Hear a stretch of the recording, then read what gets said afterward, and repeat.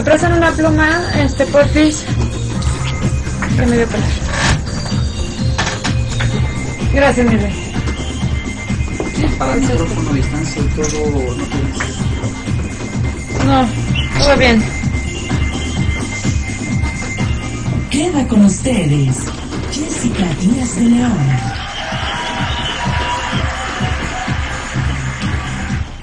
Hola, hola, ¿cómo están? Muy, pero muy buenas noches. Bienvenidos a este que es su programa de Lindos Sueños.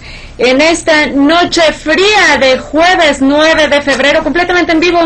Son las 10:03, transmitiendo en vivo desde Mariano Escobedo 700 a través del 98.5 y al resto del mundo a través de la internet en www.jessicadiazdeleon.com. Recuerde que en esta página nos puede no solamente escuchar, sino también nos puede ver, y estos programas se quedan listos para que usted los descargue de manera completamente gratuita, las veces que quiera, para que lo recomiende o para que pues escuche a detalle los comentarios de los especialistas. Bueno, pues como cada noche tenemos temas bien interesantes, pero el día de hoy a mí me parece un tema sumamente fascinante, porque vamos a hablar de la bipolaridad.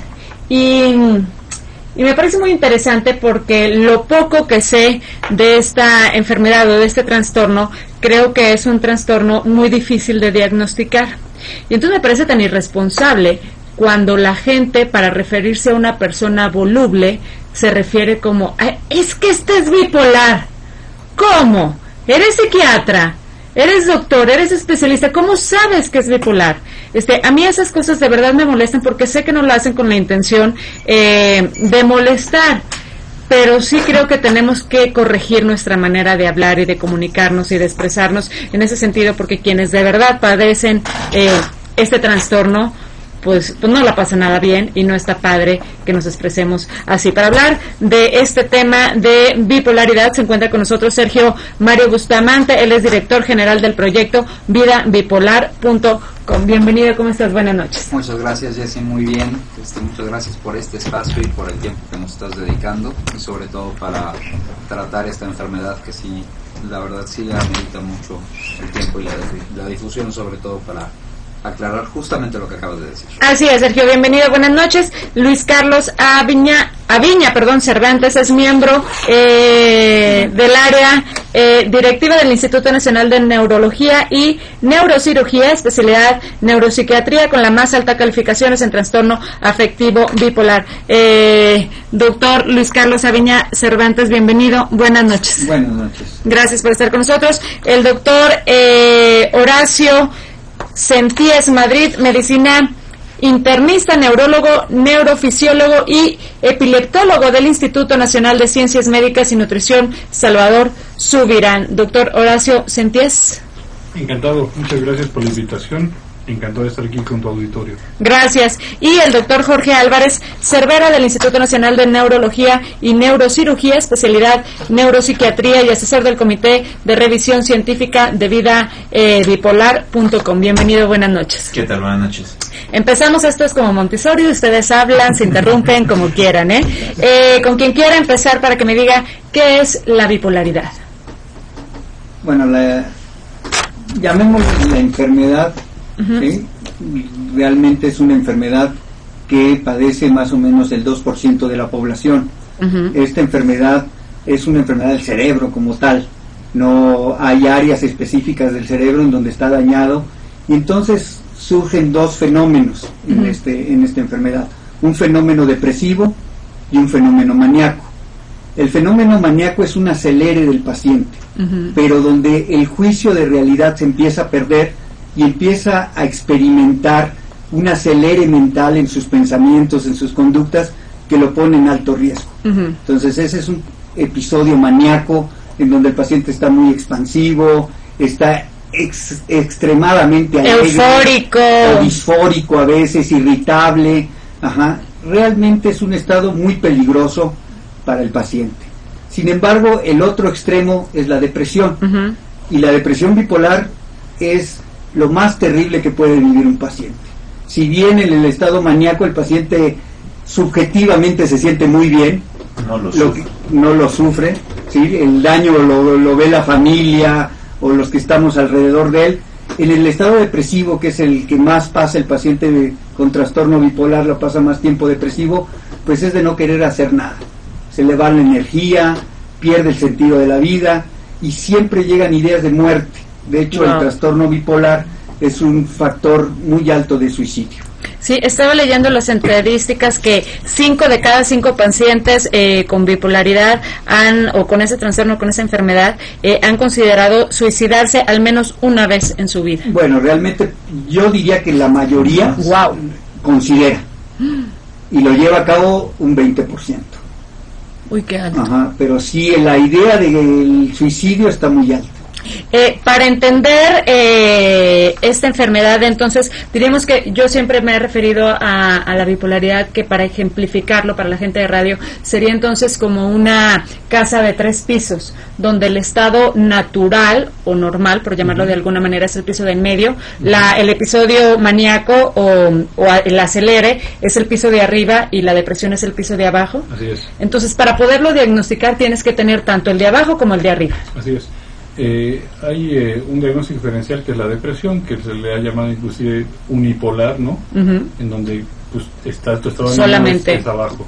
Pero en el bipolar tienes las dos condiciones.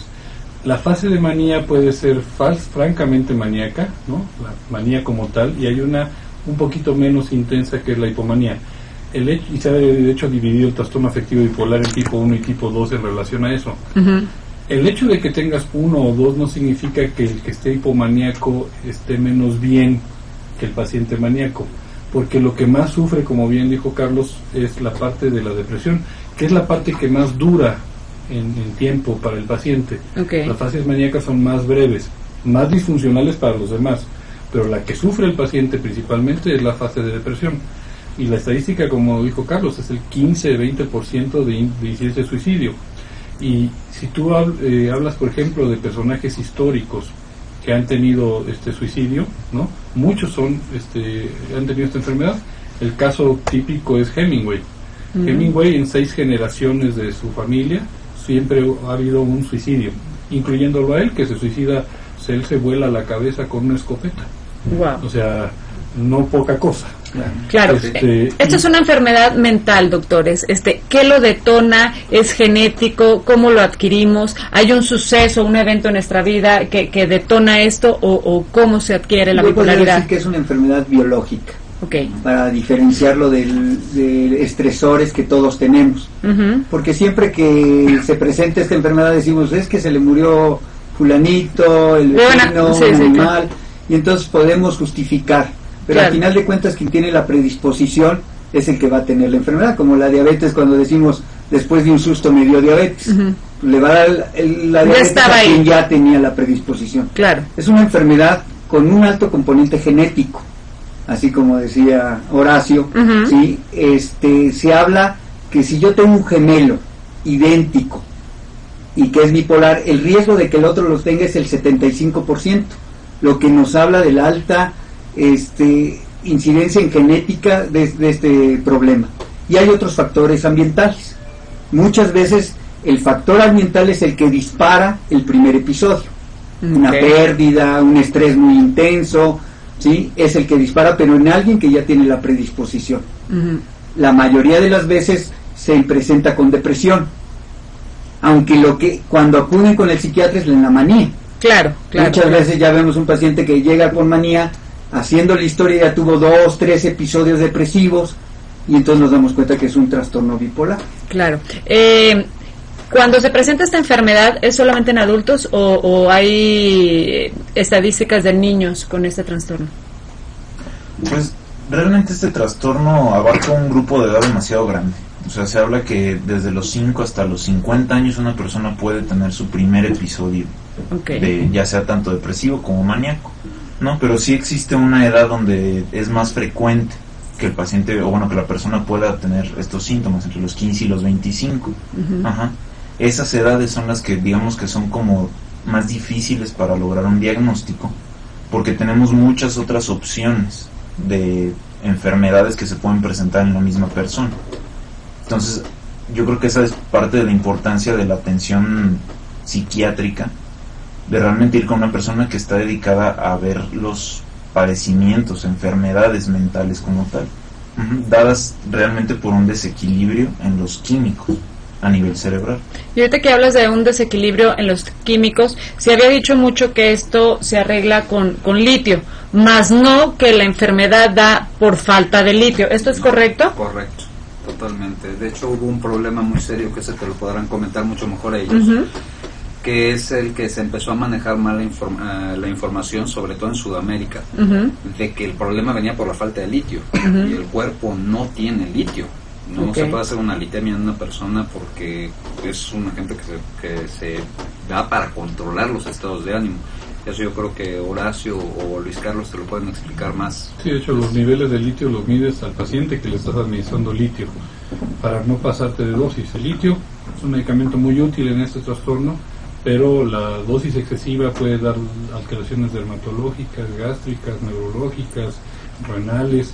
Y entonces es muy importante el estar checando la litemia, pero es el paciente que recibe el medicamento. Ahora, litio ha sido, digamos, como el medicamento tradicional. Exacto. Sin embargo, si uno revisa la medicina basada en evidencias, no los artículos, hay un grupo de fármacos que se han utilizado que tradicionalmente sabemos que sirven, aunque tampoco hay a veces mucha evidencia de ello. Por ejemplo, si uno revisa la literatura, uno puede ver que un fármaco que se llama quetiapina, una combinación de fármacos olanzapina con fluoxetina, son fármacos que, por ejemplo, están aprobados por la FDA de Estados Unidos por tener evidencia. Pero hay otros fármacos, por ejemplo, ácido valproico, que sin tener una aprobación como tal por FDA, tradicionalmente se ha utilizado y hay muchos estudios que demuestran su utilidad. Lo mismo la motrigina. Curiosamente, esta enfermedad se trata con fármacos que tienen que ver con un fenómeno antipsicótico, pero también con fármacos antiepilépticos. Curiosamente, también lo que tradicionalmente se usa para depresión, que son los antidepresivos, ¿no? En enfermedad bipolar, en algunos casos se utilizan, pero también hay que tener en cuenta que en algunos casos los pasan a fase maníaca. Y de hecho el tratamiento estándar del trastorno no es usar antidepresivos como tal, sino otro grupo de fármacos que actúan sobre dopamina y otros neurotransmisores. De hecho, hay investigaciones sobre factores inflamatorios, interleucina 6, hay estudios de resonancia funcional donde se ve que hay más disfunción del hemisferio del lado derecho. Como bien dijo Carlos, es un trastorno más orgánico que psiquiátrico como tal, a diferencia de lo que la población pensaría. Tenemos muchísimas preguntas, doctores, y una de las que me están haciendo es ¿cuál es la diferencia entre la bipolaridad y el borderline o el ¿cómo se dice? El limítrofe, ¿no? Trastorno limítrofe. La personalidad. Gracias. Es muy interesante y a veces consideramos que son primo hermanas. Esta situación. Creo que sí tiene mucho que ver con la otra, ¿no? Claro, muchos pacientes con trastorno borderline también son bipolares. Okay. No quiere decir que todos los trastornos borderline tengan bipolaridad o tengan el trastorno de bipolaridad. Sin embargo, el trastorno de personalidad como tal es una desviación de la personalidad. Desde que se va desarrollando esta personalidad, va teniendo esta alteración. Mientras que el trastorno bipolar es un paciente que tiene una personalidad normal y llega una enfermedad. Y eso lo hace cambiar cuando se controla con episodios. Es bien importante decir que tienen episodios. Volvemos al mismo ejemplo. Está en el piso de en medio, está normal y tiene sus episodios para arriba y para abajo. Cuando se le quite el episodio y está bien controlado, sigue en el piso del medio. Sin embargo, el trastorno de personalidad pues no está en el piso del medio. Quizá a veces está abajo y arriba. ¿sí? Y cuando son muy reactivos, ese está en el límite, y hasta abajo hasta arriba, no hay. Y abajo. Wow. Y cuando hay un estímulo negativo se va hasta abajo, y cuando hay un estímulo positivo se va hasta arriba. Y ese es, por eso se llama el trastorno de inestabilidad. Claro. Porque el estado de ánimo está inestable. Hay muchos estudios que han relacionado y han tratado de relacionar este trastorno bipolar con el trastorno límite y todavía no hay una conclusión. Perfecto. En el trastorno límite, algo que ocurre con frecuencia y por lo que a veces se confunde con bipolar es que el paciente tiende a tener cierta impulsividad, ¿no? O agresividad. Tienen, por ejemplo, relaciones afectivas muy intensas, ¿no? Con rupturas también muy intensas, una cierta predisposición al abuso de drogas, ¿no? Pero es más un estado más constante, que tu personalidad es anormal desde un inicio. En cambio, el bipolar es por episodio.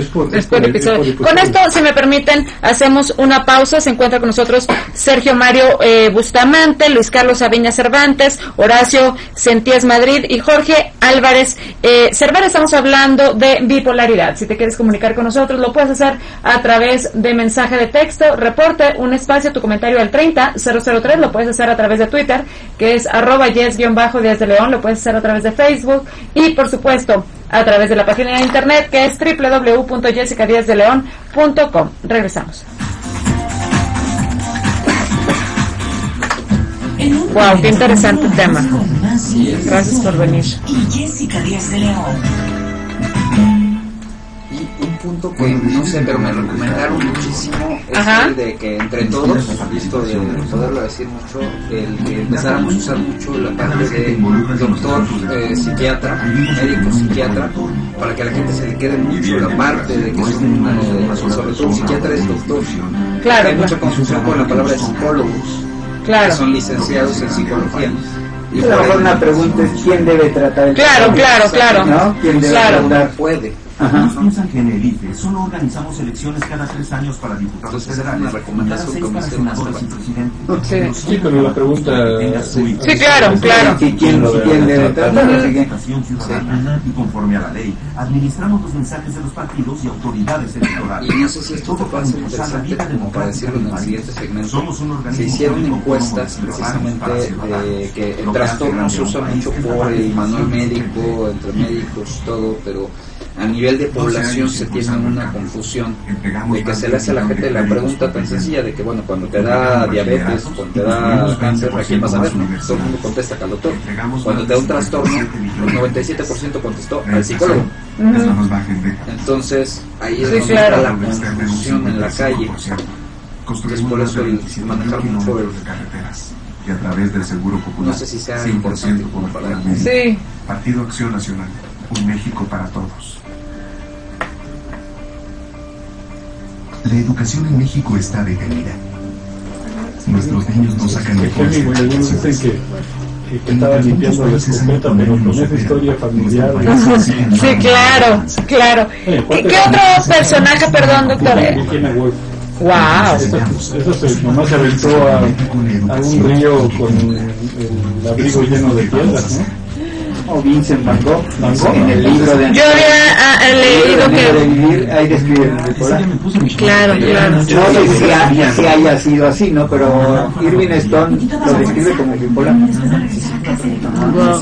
Con eso de ayudar a los demás, ir a las... El otro día estaba leyendo algo bien que me pareció sumamente interesante, cómo citaban muchas de de los cuentos de Walt Disney con enfermedades psiquiátricas, y decían que Alicia en el País de las Maravillas era un claro borderline, o sea que estaba totalmente fuera de su realidad, y decían, porque no me acuerdo quién escribió esto, si valdría la pena documentarlo y con especialistas como ustedes, pero sonaba bien interesante, porque ponía varias como semejanzas de...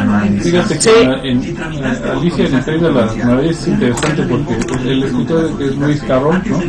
Él llevaba una doble vida. No significa que fuera borderline.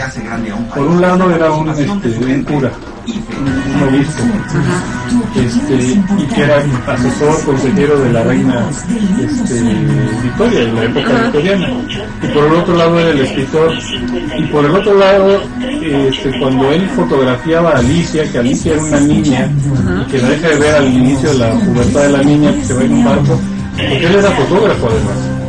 Entonces algunos piensan que era medio pederastón. Entonces tenía esa doble vida. De hecho, cuando él muere, para la reina es una sorpresa saber, ¿no?, que era escritor de literatura, que usaba el seudónimo de Luis Carroll, porque era ese del seudónimo de él, ¿no? Wow. Y para los otros también era una sorpresa saber que era cura y que además era un matemático extraordinario, tiene varios libros. Fíjate qué interesante eso, yo no sabía. Wow. Estamos de regreso, estamos hablando del tema de la bipolaridad. Me preguntan también, y ese qué interesante tema, por favor que nos digan qué es lo que puede llegar a ser en la fase maníaca cuando se encuentran ahí. Bueno, muchas veces gastar demasiado. Uh-huh. Es un problema tener tarjeta de crédito. Ya ha llegado pacientes al instituto que deben millones de pesos por gastos innecesarios. Wow. Ajá. Manejar exceso de velocidad, porque se pierde el juicio. Eso iba, doctores. ¿Están afuera de su realidad? Sí. En ese momento de la manía, no, de hecho esta enfermedad se le llamaba psicosis maníaco-depresiva. Okay. Ajá, por la psicosis. Hay gente que dice que la manía puede estar sin psicosis, ¿sí? Y entonces el DSM-4, que es nuestro manual de clasificación, divide la manía con psicosis y sin psicosis. Sin embargo, el hecho de estar maníaco ya y hay una alteración del juicio de realidad. El paciente ya pierde la dimensión, ¿sí?, de lo que puede pasarle o los riesgos en que está experimentando. Cuando llega al nivel del medio, al piso del medio, cuando ya este episodio pasó, supongo que es ¿qué hice? Claro. Yo tengo un paciente que en fase maníaca es un empresario bastante adinerado, y él en fase maníaca se fue a la Mercedes-Benz, empezó a ver coches, le gustaron varios, no supo por cuál decidirse, y como estaba en fase maníaca se compró 6. La esposa después cuando se dio cuenta, ¿no?, fue a la Mercedes-Benz y trató de devolver los autos. Ajá.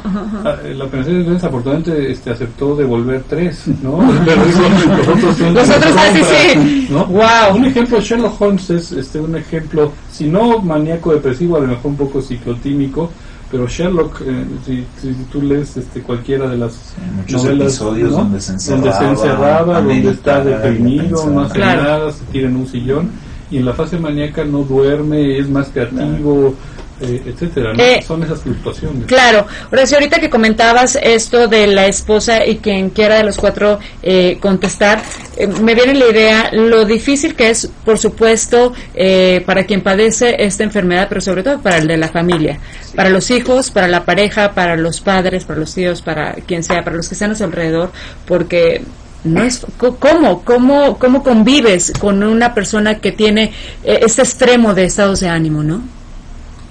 Sí, de hecho es una de las partes más críticas, es una de las partes que más estamos tratando de abordar en el proyecto, aparte de que sea información, sobre todo para la gente que no está diagnosticada todavía, Uh-huh. Para la gente que sí está diagnosticada, pero sobre todo para la gente que vive con nosotros. Yo padezco de enfermedad bipolar de tipo 1. Uh-huh. Entonces vemos lo difícil que es para la gente que convive con nosotros, y sobre todo que se tienen que poner ciertos mecanismos, ciertos sistemas en los que podamos interactuar y realmente no hacer tan difícil la vida de cada quien. Claro. Sergio, ¿cómo son estos mecanismos o cómo...? Pues para empezar, en el momento que las personas cercanas empiezan a notar cambios en los síntomas, Uh-huh.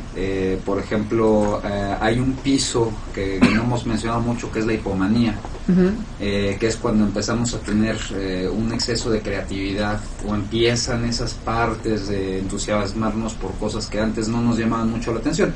Por ponerte un ejemplo, de repente a mí me empezó a dar un interés increíble por el boliche. Uh-huh. Antes de 2 semanas ya estaba jugando torneos los lunes, los martes, los miércoles, los jueves, y estaba organizando con ellos un torneo de boliche propio de una liga. Wow. Y en el momento que empezó a bajar mi episodio, yo todavía no había llegado a manía, empecé a bajar hacia el cuadro depresivo, y yo ya no quería saber nada de boliche, y fue una falta de interés absoluta. Cuando tú estás con la gente que quieres, con la gente que está cercana, ya pueden empezar a ver, una vez que ya estás diagnosticado y ya sabes qué es lo que te está pasando, de por favor, ustedes tomen control de mis finanzas, ¿no?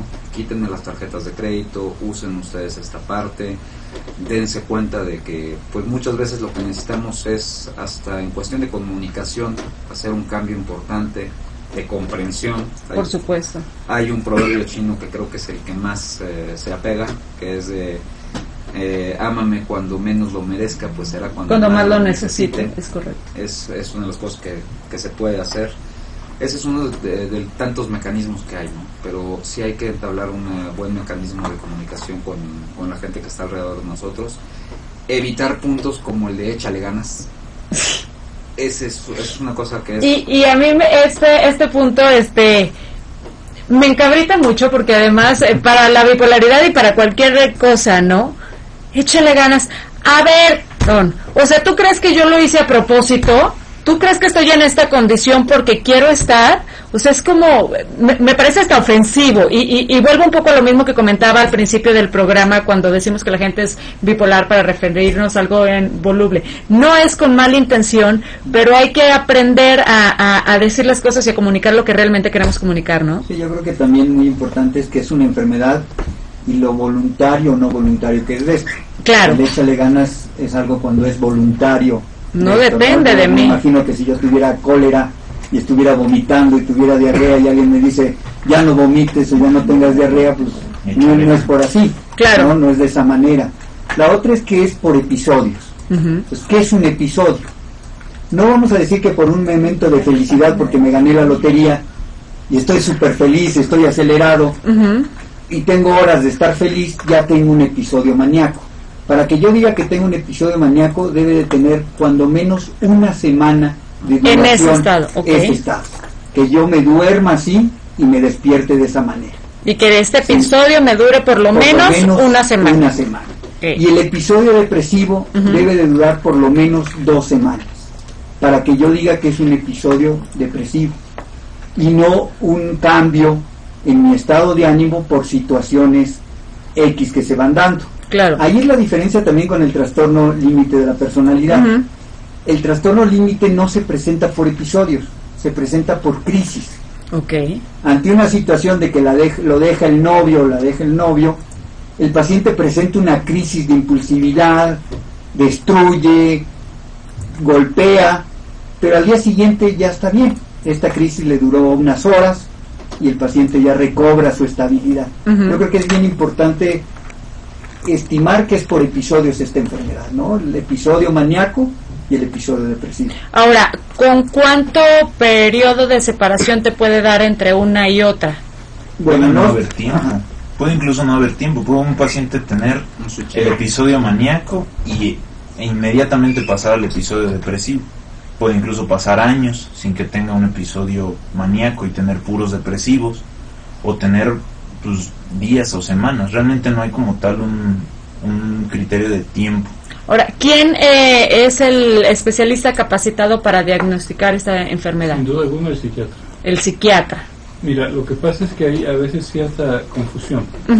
Este es un trastorno orgánico. El psiquiatra es un médico que hace la especialidad de psiquiatría. Y como todo trastorno orgánico debe ser tratado por un médico. En este caso el que se encarga de los trastornos corticales, si uno lo quiere ver así, es el psiquiatra. Hay que tener en cuenta que a veces esa separación entre la psiquiatría y la neurología y demás fue una separación totalmente arbitraria. Se dio en un congreso de neurología en Berna, Suiza, en 1931, donde solo Konstantin von Economo votó en contra de la separación. Pero la psiquiatría y la neurología nacieron juntas. Van de la mano. De hecho, Charcot, que es el padre de la neurología como tal, uno de sus alumnos fue Freud. Entonces nacieron, y Pierre Janet y demás. Entonces nacieron juntas.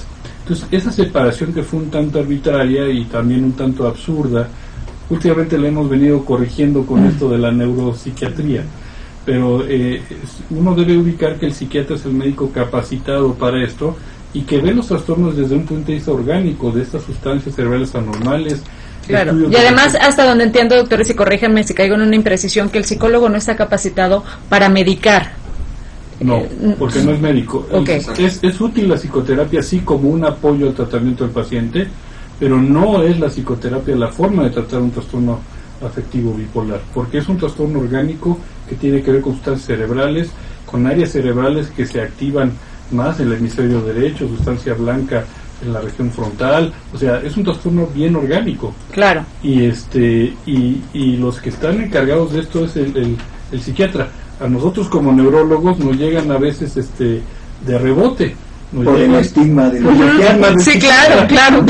No voy con el psiquiatra, voy con el No neurólogo. estoy loco. La ¿No? enfermedad de Claro. los nervios. Ese es un muy buen punto.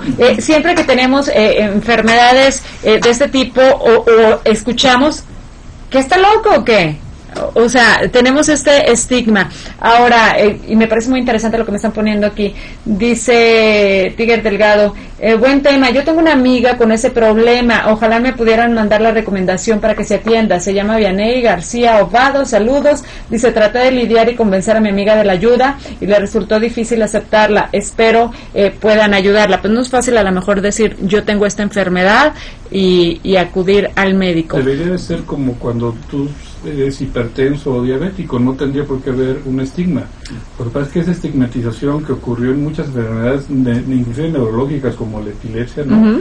Ha sido desde hace muchísimos siglos. Y más cuando se trata de la parte psiquiátrica, ¿no? Uno tendría que ver que el psiquiatra es el especialista encargado de estos trastornos.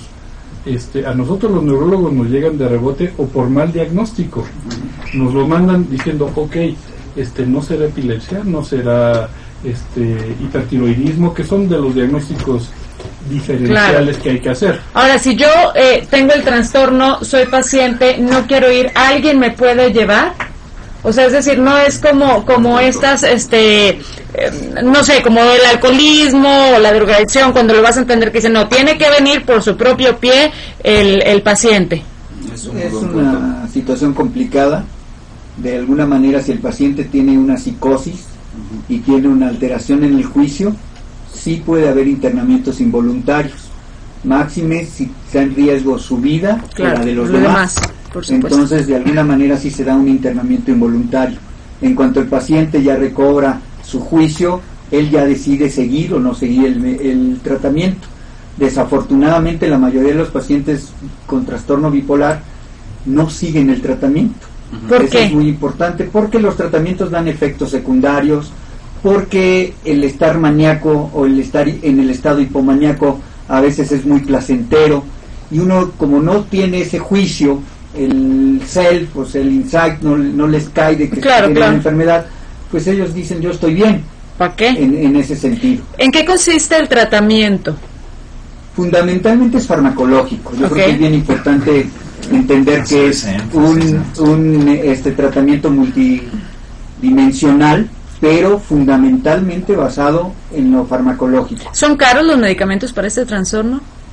Como habían dicho, el litio es el tratamiento de elección todavía para ciertos estados, y actualmente se califica el trastorno bipolar por la polaridad que tiene el paciente. Entonces, si un paciente lleva 5 episodios depresivos y 2 maníacos, se le llama polaridad depresiva.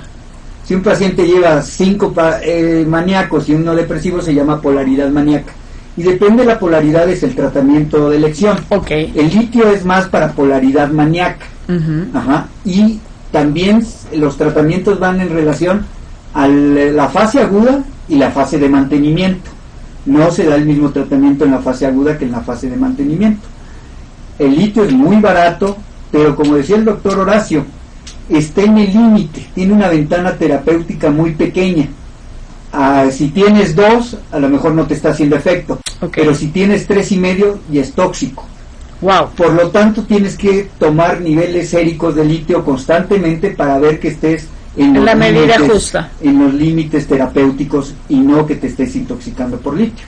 ¿Sí? Como todos los medicamentos tienen efectos secundarios a veces muy terribles, pero el dar el medicamento lleva una vida muy diferente al paciente bipolar. Yo creo que el dar el medicamento le va a brindar al paciente una estabilidad. O sea, el fin de los medicamentos, la finalidad es equilibrar químicos a nivel cerebral. Claro. Sí. ¿Estos medicamentos se tienen que tomar de por vida? Dependiendo. Y van variando normalmente. Van variando dependiendo. O sea, los vas cambiando. Sí. Dependiendo de la fase en la que nos encontremos al paciente. Sí. No es lo mismo que yo lo encuentre en su primer episodio maníaco. No sé si va a ser episodios depresivos posteriormente.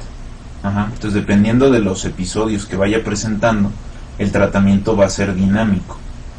Ya sea que se agreguen medicamentos, que se retiren medicamentos, o ir tomando decisiones conjuntas con el paciente, Claro. Muy interesante es los términos que nosotros damos los médicos a los fármacos son términos que son para el uso más frecuente del fármaco.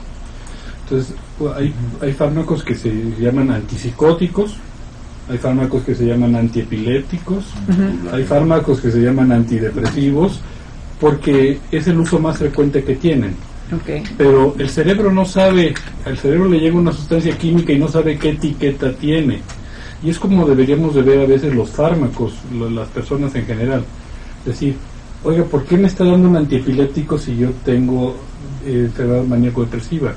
¿O por qué me está dando un antipsicótico? No, es que eso no se lo dan a los que tienen esquizofrenia.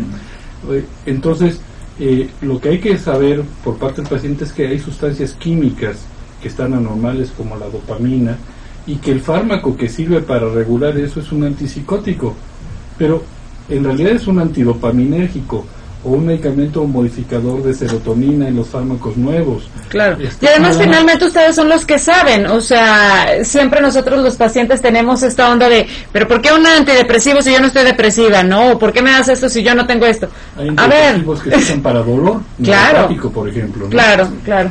No, y aquí un punto bien importante que yo creo que es el que me gustaría hacer énfasis precisamente como paciente, porque nos llega a pasar, es el no tenerle miedo al médico, a los medicamentos. Yo creo que fue de las cosas que peor me llegaron a hacer. En mi caso pasó algo muy extraño que fue por lo que yo fui a ver directamente a Horacio, porque en mi caso tuve una convulsión. Hacemos una pausa con esto, Sergio, si me lo permites, porque tengo que hacer una pausa y me gustaría regresar con esto para no tenerte que interrumpir. Claro. Estamos hablando de bipolaridad, ¿te quieres comunicar con nosotros? Ya lo sabes, reporta un espacio, tu comentario al 30003. Lo puedes hacer también a través de Twitter, de Facebook y a través de la página de internet www.jessicadiazeleon.com. Regresamos.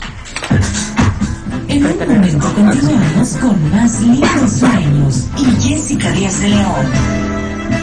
El gobierno del presidente de la usamos los mismos chochos, los psiquiatras. Fíjate que yo hace muchos años, bueno, hace como 5, trabajaba en Televisa Toluca. Yo vivía en su casa en el Pedregal y todos los días bajaba a Metepec. Y llegó un tiempo que los dolores de cabeza eran tremendos, o sea, yo no podía, yo me iba a las 6 de la mañana y a las 11 de la mañana ya estaba de regreso en México. Los últimos 2 meses que yo estuve trabajando en Toluca, de verdad, ya los dolores eran tremendos. Total, que me anda con un neurólogo y me dice, pues sí, necesito darte tales pastillas, pero además mi estado de humor cambió mucho, o sea, no sabes mi irritabilidad, digo, si de por sí no soy suavecita, pues era peor, ¿no? O sea, por todo eran mentadas, todo el día, chalala, y me recetó como un mes. Bueno, la gloria. O sea, me cambió todo, ya perfecto, y después me decía, ¿cómo estás? Y yo, pues mira, debería de mentirte para que me las dieras otra vez, porque me sentía toda darle, pero la verdad es que algo pasó, que ya estoy súper bien, y ya. Que contiene algo de diazepam, y tiene algo de un opioide también, ¿no? Yo estaba más feliz que en mis 15 años, o sea, wow, todo relax, pero consciente, pero no down, o sea, muy padre. Les damos amitriptilina, que es un antidepresivo viejito, útil, ¿no? ¿Qué era igual, antidepresivo o qué? Para la migraña es uno de los mejores fármacos. Yo tengo migraña, ahorita me dices. La que te quiere chochear. No te va a gustar porque suben de peso. Ay, no, entonces. Prefiero mi Advil. ¿Pero el Topamax? Estamos de regreso y mi querido Sergio Bustamante, te tuve que interrumpir porque tenía que irme a la pausa. Tú comentabas que una de las cosas que te costó trabajo justamente fue el medicamento porque te dio una convulsión. Sí, pero no fue por el medicamento. Okay. O sea, esto fue mucho antes de que yo supiera incluso que tenía. Yo estaba atribuyéndole mucho al estrés del trabajo y todo esto, y llegó un momento en el que yo tuve una convulsión, cosa totalmente extraña, ¿no? Que se puede imaginar que enfermedad bipolar pueda darte una convulsión, y fue una convulsión bastante severa, muy diferente a una epiléptica que pues normalmente te dicen que se desconectan, que ni siquiera se enteran del episodio. En mi caso lo único que me desconectó o me hizo quedar inconsciente fue el exceso de dolor. Wow. Entonces fue algo bastante violento. Entonces afortunadamente yo terminé dando con Horacio, que pues fui por la parte de neurología, pero incluso ya cuando me vieron incluso la parte del electroencefalograma de más de 6 horas, pues lo que me está diciendo, salieron más de 6 crisis parciales en las que yo ni siquiera noté ningún movimiento, como que ya es algo muy muy violento, ¿no? Lo que no se imagina alguien. Era mi detonador hacia manía. Son crisis, hay que tomar en cuenta que convulsión es una conducta, un movimiento anormal, pero que hay crisis no epilépticas, ¿no? Y de estas se han dividido en psicógenas y no psicógenas. Algunas se atribuyen a algunos problemas de personalidad, pero también hay el de las no psicógenas. Muchos pacientes con crisis no psicógenas tienen trastorno afectivo bipolar, tienen depresión mayor, tienen otros trastornos, que fue un poco el caso de Sergio. Por eso digo que a los neurólogos nos llegan de rebote. Porque no nos deberían de llegar, pero a veces el diagnóstico no es tan sencillo. El sector salud, ¿qué tanto énfasis pone en este tipo de trastornos, doctores? Sí, y de hecho te va a tocar una primicia que lo queríamos avisar. Afortunadamente ahorita que empezamos también con el proyecto, estamos trabajando mucho en colaboración con Bipolar Libre AC, que es de ellos ya llevan más de 6 años de trabajo para poder empezar a difundir información y empezar a hacer algo fuerte en cuanto a esto. Y una de las buenas noticias con las que estamos empezando en el año, esto lo estamos haciendo con el Mundo Oveja, es que mañana estamos invitados como Vida Bipolar directamente con el secretario de Salud. Ay, qué bueno. Que le ha visto la importancia que tiene la enfermedad, el trastorno, usando la nomenclatura normal, al siglo XXI. Y la primera, también tomando en cuenta una de las preguntas que hiciste de qué tan caros son los medicamentos, no sé si ya lo sabías, pero ya en el Seguro Popular ya se incluyó la enfermedad bipolar, ya la cubre el seguro bipolar, el seguro popular, claro. Pero, háblanos un poco de lo que es vidabipolar.com. ¿Qué es esto? Pues es el inicio de lo que esperamos que es un proyecto muy muy fuerte, sobre todo en cuestión de información, en que la gente pueda encontrar información de forma clara, en un lenguaje que podamos entender todos. Es increíble oír a todos los doctores hablar, sobre todo en la parte técnica, pero muchos nos confundimos, no entendemos realmente, ¿no? Y si acudimos a sus diccionarios, es muy diferente a acudir a los diccionarios que usamos nosotros. Claro. Entonces realmente visto desde el punto de vista de un paciente que ha pasado por esto, yo no soy ningún experto en bipolaridad, pero sí soy experto en tener 36 años sin diagnóstico, viviendo lo que es la enfermedad. Y uno de los puntos más importantes ha sido el que hemos sido avalados y asesorados directamente por el Instituto Nacional de Neurología y Neurocirugía. Nos han ayudado en todo. El doctor Aviña no nada más le tocó el empezar a ver también este proyecto, sino que él me sacó de una crisis maníaca muy fuerte, ya de haber llegado primero a un hospital casi sin signos. Wow. Y esta es otra historia, creo que interesante, que se añade a la parte de los psicólogos y los psiquiatras, y quién es el correcto. Y el doctor Jorge Álvarez ha empezado a trabajar directamente con nosotros en la revisión de la página, la información, todo para que sea información certera y que la gente totalmente integral, claro. Exacto, y que la gente pueda dar con una dirección fácil, ¿no? Lo de vidabipolar.com, y puedan empezar a buscar también ahí que esté un directorio de a quién pueden acudir, sobre todo cuando están buscando pues quién nos puede ayudar, ¿no? Sobre todo cuando dan con una crisis. Para el paciente, y reitero un poco para la familia para también. La familia sobre todo, es lo que más estamos empezando a tratar de poner, lo que ya sabemos que llega a funcionar, que entren y que puedan encontrar esos consejos de forma rápida, están desde el primer menú. Y regresando rápido a lo que nos tocó vivir, y le doy gracias yo al doctor Aviña personalmente, y sé que a toda mi familia también. A mí me tocó el infortunio de que muchas veces las buenas intenciones más mala información dan lugar a tragedias. Claro. Y en mi caso tuve a una amiga que, queriendo hacer el bien, mientras yo estaba empezando a entrar en un episodio hipomaníaco, yo tengo episodios mixtos, que es una parte que médicamente te la pueden explicar mejor ellos, porque yo siempre les decía, tengo cortos. Es cuando se juntan las dos partes, la manía y la depresión, en un solo momento, y es un fenómeno muy raro. Wow.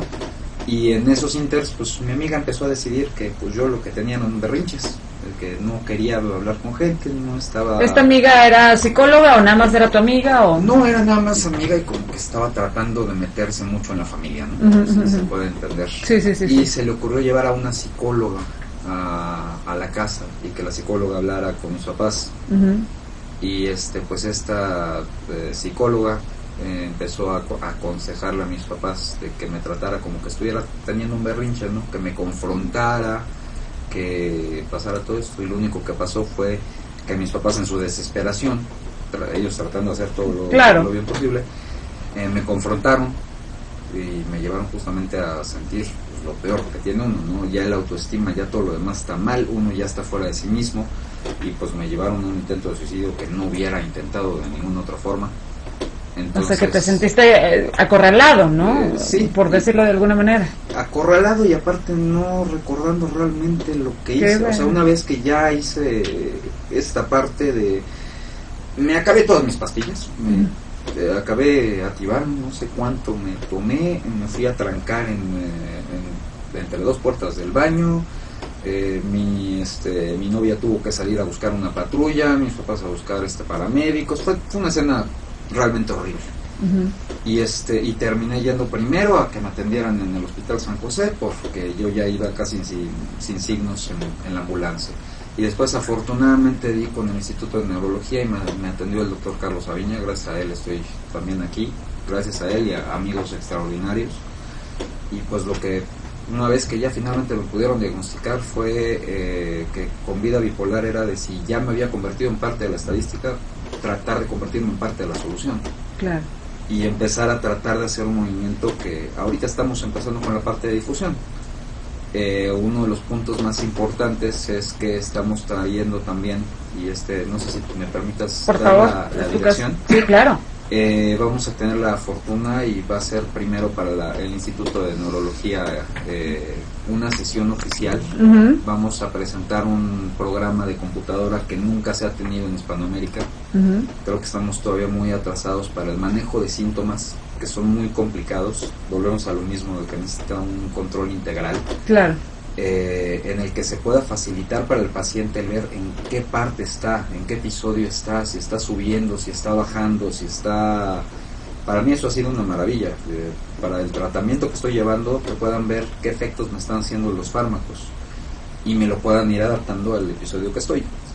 Hay una empresa y un programador sensacional en Estados Unidos que hizo un programa específicamente diseñado para esta enfermedad.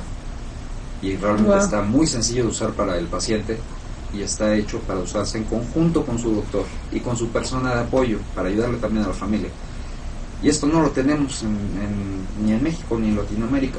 Entonces, afortunadamente, mediante el proyecto pudimos hablar con él. Va a venir a dar unas conferencias aquí. Primero va a ser una sesión oficial en el Instituto de Neurología, y dependiendo de la gente que nos escriba a la dirección conferencia@vidabipolar.com. Conferencia@vidabipolar.com. Correcto.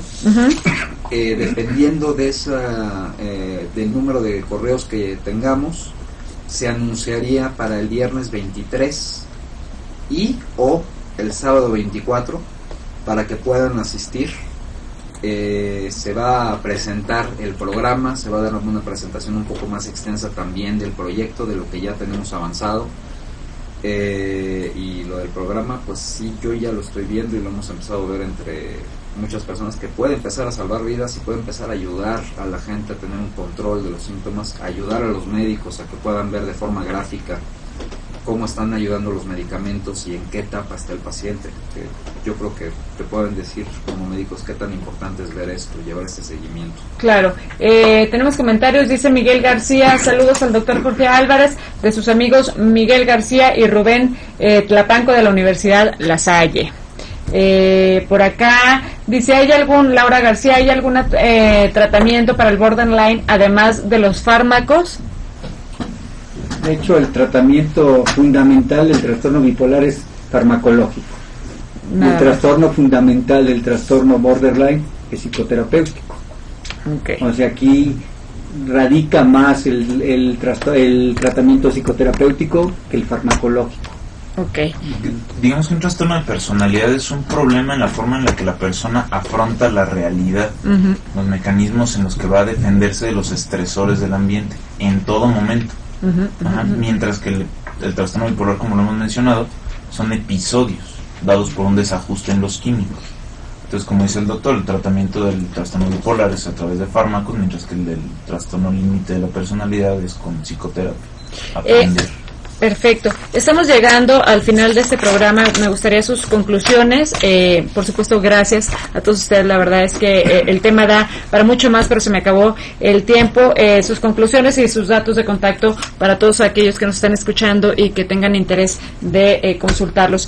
Mi querido Sergio Mario Bustamante, director general del proyecto Vida Bipolar, tu conclusión y los datos de contacto, por favor. Pues lo primero, darte todas las gracias. Es tu casa, al contrario. Lo primero que necesitamos es justamente esta clase de apoyos. Lo agradecemos de veras, de todo corazón, de parte de todos nosotros. Si me permitieras, por ejemplo, dar la conclusión, que es cómo nació este proyecto, el por qué lo estamos haciendo, es lo que escribimos desde el principio, que es justamente nuestro motivador, que es por todas las veces que falté, por todas las veces que no estuve, las veces que fallé y los proyectos que incompletos dejé, y todas esas llamadas que nunca regresé, por quienes más quiero, que en mis crisis no pude apoyar, en manía a quienes confundí y su apoyo me era imposible aceptar.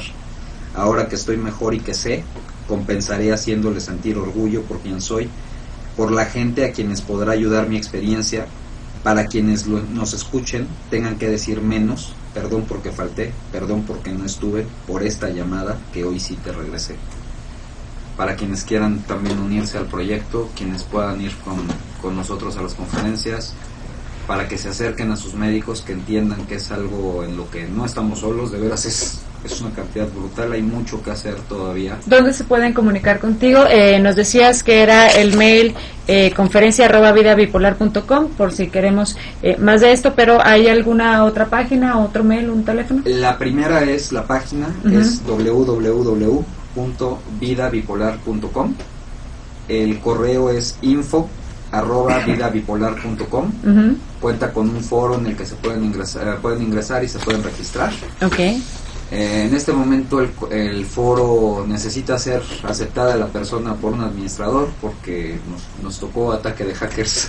Sí, pero está perfecto. Pero ya lo tienen ahí, y la información de contacto más que nada es la de info@vidabipolar.com para que nos contacten. info@vidabipolar.com. Así es. Y necesitamos también gente que se una al proyecto. Sabemos que esto es mucho, se necesita mucho más todavía. Sin duda, el tener este trastorno, no tengo la menor idea de lo que sea vivir con eso.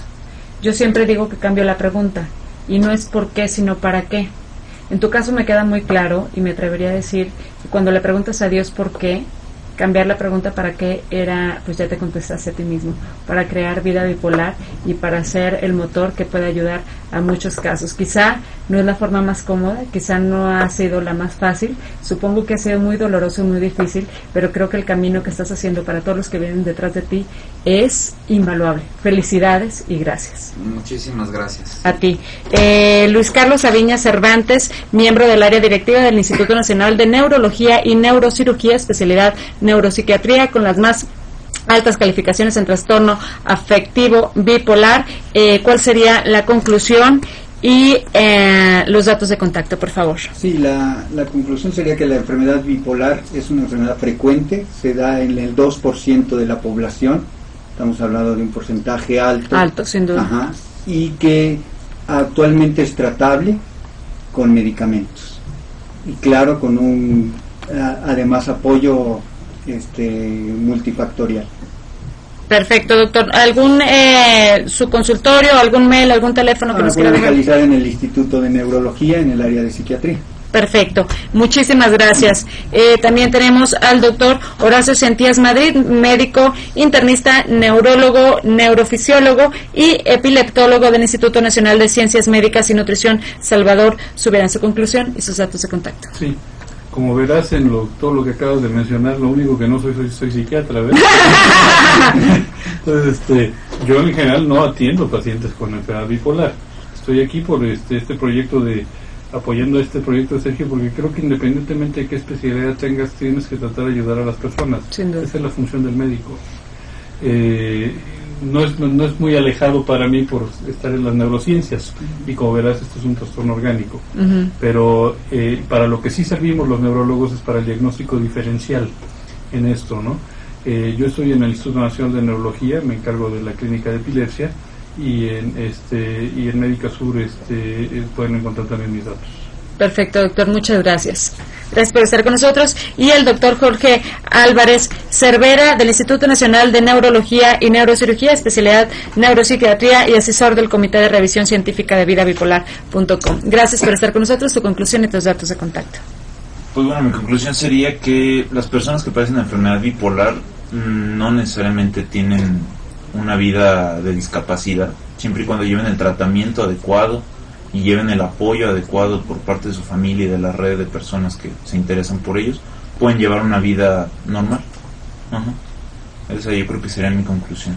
¿Tus datos de contacto, doctor? Mis datos de contacto, te dejo mi correo, es dralvarespsic@gmail.com y mi número es 55 37 11 34 90.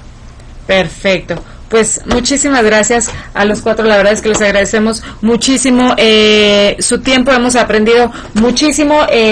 A todos aquellos que estén interesados, les digo que a partir de este momento, este programa queda en línea en www.jessicadiasdeleon.com para que lo bajen las veces que quieran. Es completamente gratuito para que lo recomienden, lo vuelvan a escuchar o pues se lo pasen a quien ustedes consideren que lo necesita escuchar.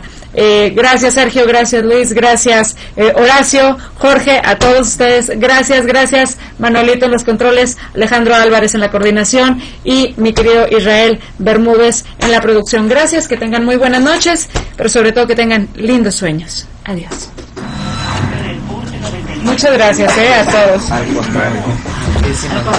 No, al contrario. ¿Cómo te mandó de abrazos de Ay, qué buena, me dijo, no dejes de darle un abrazo allí. No, hombre, con mucho cariño y mucha suerte. Los familias Días de León. Ah, ¿de verdad? Sí, nos decían de bromas que éramos Días de León, noches de tigre, tardes de ratón. Toda la vida nos lo han dicho de bromas. ¿De verdad? Sí. Wow. Oye, ¿nos podrías Sí, claro. tomar Claro, por una foto? Así salimos de comer. Claro.